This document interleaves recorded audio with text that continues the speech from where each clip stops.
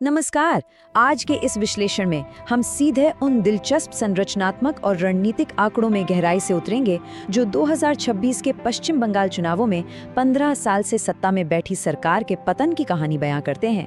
ये एक ऐसा केस स्टडी है जो हमें दिखाता है कि जब एक मजबूत सरकार का ढांचा लड़खड़ाने लगता है और विपक्ष पूरी तरह से डेटा संचालित कैंपेन चलाता है तो चुनावी बाजी कैसे पूरी तरह पलट सकती है। इस विश्लेषण का हमारा एजेंडा बिल्कुल साफ है। हम ऐतिहासिक पृष्ठभूमि से शुरुआत करेंगे और फिर जनसांख्यिकीय बदलावों, प्रशासनिक डेटा और ग्राउंड लेवल पर पार्टी संगठन के बदलते स्वरूप से होते हुए सीधे 2026 के नतीजों तक पहुंचेंगे। तो चलिए पहले हिस्से से शुरू करते हैं, टीएमसी का उदय। मौजूदा सत्ता के इस पतन को समझने के लिए हमें सबसे पहले ममता बनर्जी के सड़क स्तर की राजनीति से सत्ता के शिखर तक पहुंचने के सफर को समझना होगा।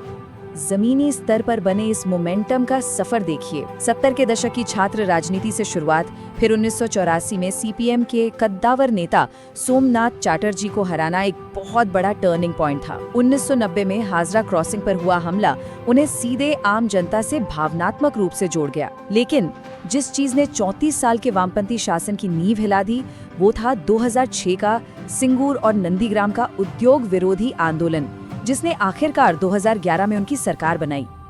अब आते हैं दूसरे हिस्से पर, टीएमसी का शासन और उसमें पड़ने वाली दरारें।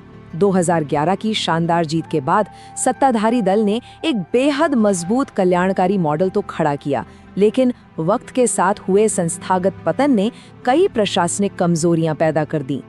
यहाँ सबसे दिलचस्प विरोधाभास देखने को मिलता है। एक तरफ आपको कन्याश्री और लक्ष्मी भंडार जैसी सुपरहिट योजनाएं दिखेंगी जिन्होंने ग्रामीण इलाकों में एक पक्का वोट बैंक तैयार किया, लेकिन दूसरी तरफ कोविड के दौरान कुप्रबंधन और एसएससी भर्ती घोटाला जैसे मुद्दे थे।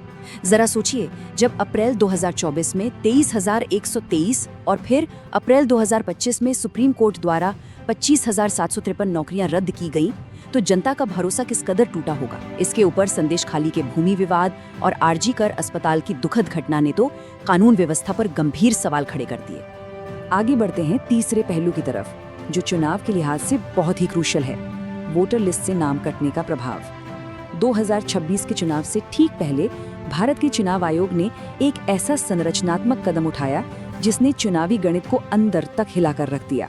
जरा इस नंबर पे गौर कीजिए, 90 लाख। जी हाँ, ईसीआई के स्पेशल इंटेंसिव रिवीजन के दौरान ठीक इतने ही फर्जी या अयोग्य मतदाताओं को वोटर लिस्ट से बाहर का रास्ता दिखाया गया। इस एक छटनी का सीधा असर ये हुआ कि कुल मतदाताओं की संख्या में भारी 12% की गिरावट आ गई। आंकड़ा 7.66 करोड़ से घटकर 6.77 करोड़ रह गया। इस प्रशासनिक बदलाव ने मुर्शिदाबाद और मालदा जैसे महत्वपूर्ण जिलों में सत्ताधारी पार्टी के पुराने जीत के अंतर को पूरी तरह ध्वस्त कर दिया।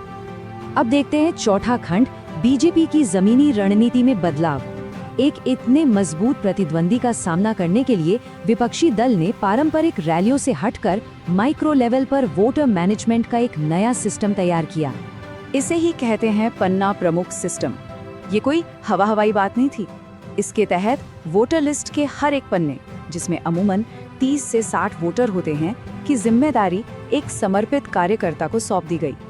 इसका फायदा ये हुआ कि ग्राउंड पर राजनीतिक डराने धमकाने का मुकाबला करने के लिए सीधे घर घर जाकर एक सुरक्षा और लामबंदी का नेटवर्क बन गया। अब ये सिस्टम लागू कैसे हुआ वो देखिए। ये आरएसएस समर्थित एक बहुत ही व्यवस्थित अभियान था। सबसे पहले पूरे राज्य के 44,000 पोलिंग बूथों का बाकायदा एक सर्वे किया गया। फिर उन्हें 3 श्रेणियों में बांटा गया, मजबूत, कमजोर और स्विंग। और अंत में इसी डेटा के आधार पर पन्ना प्रमुखों की सटीक तैनाती की गई। इस माइक्रो प्लानिंग ने स्थानीय क्लबों के दबदबे को बहुत ही व्यवस्थित तरीके से बेअसर कर दिया। चलिए अब इस विश्लेषण के 5वें हिस्से पर नजर डालते हैं, प्रमुख वोट बैंकों में बदलाव। चुनाव के नतीजे हमेशा जनसांख्यिकी के इर्द गिर्द घूमते हैं और 2026 के डेटा में हमें वोटर्स के बीच एक बहुत बड़ा शिफ्ट देखने को मिलता है। यहाँ आपके सामने 2 बिल्कुल अलग अलग विजन आमने सामने हैं। एक तरफ टीएमसी का मॉडल था जिसका पूरा फोकस लक्ष्मी भंडार जैसी ग्रामीण योजनाओं और अपने पुराने उद्योग विरोधी रुख पर था, और दूसरी तरफ थी बीजेपी जिसने एस्पिरेशनल बंगाल का नारा दिया, औद्योगिक विकास की बात की, 7वें वेतन आयोग को लागू करने का वादा किया और सुरक्षा के लिए दुर्गा स्क्वाड लाने की बात कही। इसने सीधे तौर पर उस शहरी मध्यम वर्ग और सरकारी कर्मचारियों को टारगेट किया जो बदलाव की तलाश में थे। अगर हम वोटिंग पैटर्न के इस डेटा को ध्यान से देखें तो साफ पता चलता है कि 2021 से पहले जो महिला वोट बैंक मजबूती से टीएमसी का गढ़ था, वो आरजी कर की दुखद घटना और सुरक्षा की चिंताओं के कारण पूरी तरह खिसक गया। वहीं दूसरी ओर नई पार्टी एजेपी के बनने से कुछ अहम जिलों में अल्पसंख्यक वोट बढ़ गया और शरणार्थियों का जो वोट था वो सीएए लागू होने के वादों के चलते नई दिशा में चला गया। इस पूरे शिफ्ट ने एक पक्का गणितीय रास्ता तैयार कर दिया। और अब हमारा छठा और आखिरी खंड 2026 के चुनाव परिणाम। जमीनी स्तर पर पूरी बिसात बिछने और वोट बैंक खिसकने के बाद अब वक्त था 23 और 29 अप्रैल 2026 के उन अभूतपूर्व मतदान के दिनों का। यहाँ सुरक्षा बलों की तैनाती एक असली गेम चेंजर साबित हुई। चुनाव आयोग ने पोलिंग स्टेशनों की सुरक्षा के लिए 2.4 लाख सीआरपीएफ जवानों को तैनात किया। इस निडर माहौल ने स्थानीय गुंडागर्दी को पूरी तरह फेल कर दिया, जिससे वो पन्ना प्रमुख सिस्टम बिना किसी रुकावट के काम कर सका। और इसका नतीजा क्या हुआ?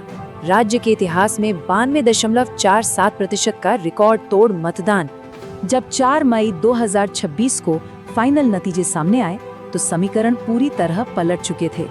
2021 की तुलना में ये एक बिल्कुल ही अलग तस्वीर थी। बीजेपी ने 45.84% वोट शेयर के साथ 206 सीटें जीतकर पूर्ण बहुमत हासिल किया, जबकि पिछले 15 सालों से सत्ता में रही टीएमसी मात्र 81 सीटों पर सिमट कर रह गई।